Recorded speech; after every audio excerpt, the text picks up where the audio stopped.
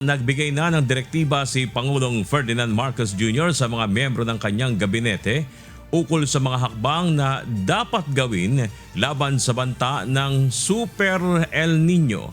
Noong Lunes, pinulong na ng Pangulo ang mga kinaukulang ahensya ng gobyerno na pangunahing tumutugon sa epekto nito.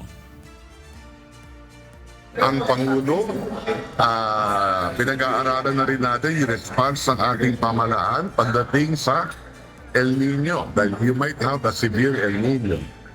So we looked at the past, what did government do, what worked, and nagpaplano na tayo dyan para maibsan yung epekto ng El Nino sa ating lahat.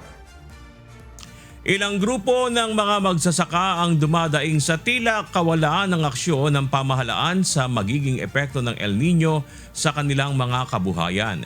Gayet ng mga ito dapat nang idetalye ng pamahalaan ang mga kinakailangang paghahanda sa sektor ng agrikultura. Halimbawa, sa agrikultura, isa sa sektor na pinaka-affected itong parating na El Nino ay ang ating di ba? Agriculture, fishery sectors. Pero until now, hindi maliwanag sa aming sektor ano talaga ang dapat gawin nila.